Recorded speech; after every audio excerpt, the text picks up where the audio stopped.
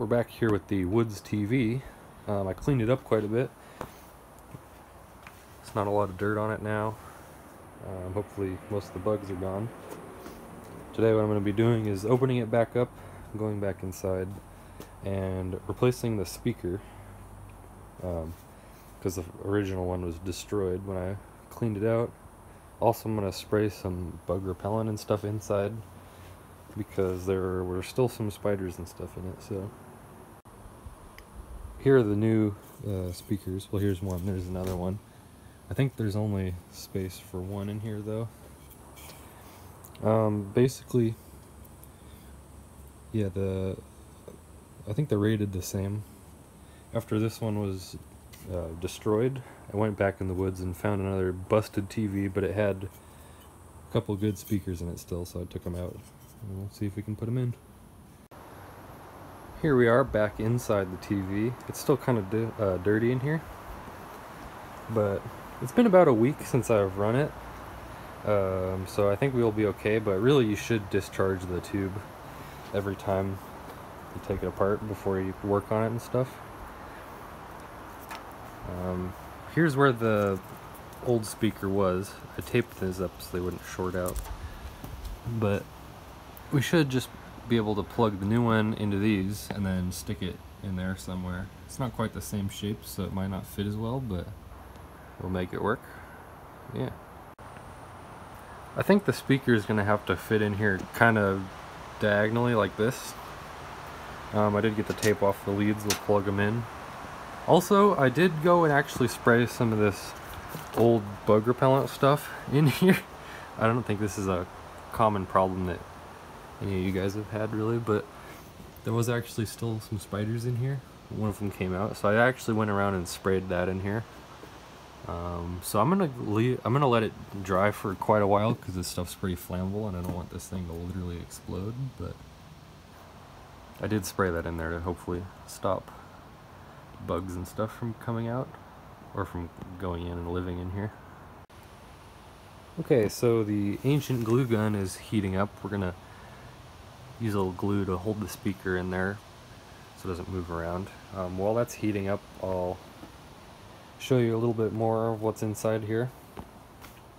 Yeah, obviously the tube, the cathode ray tube. This piece under here is the anode.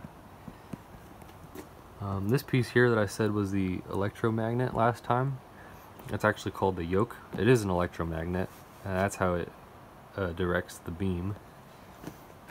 The little electron gun, there's actually 3 of them. They're inside here. I'll show you a picture of what that looks like from a different TV.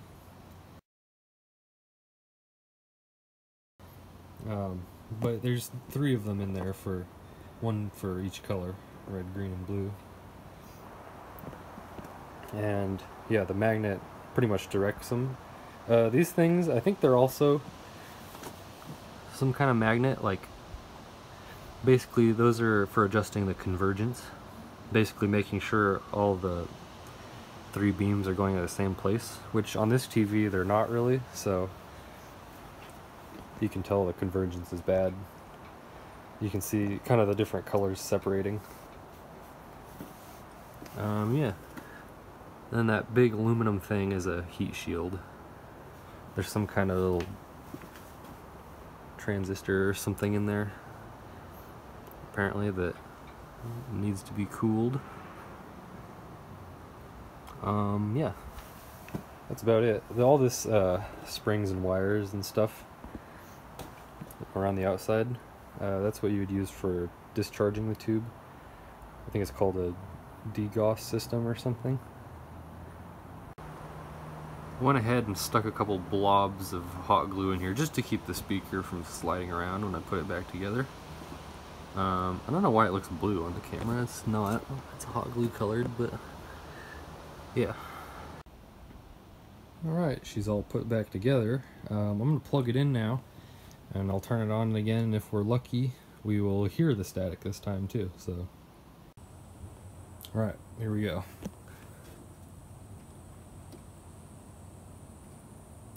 Oop, there it goes. You hit the button all the way. Look at that. sounds wonderful.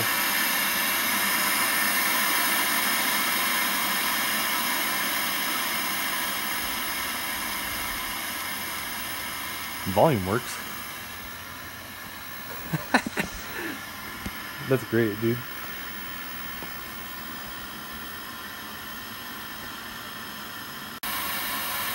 But there you have it, easy speaker replacement.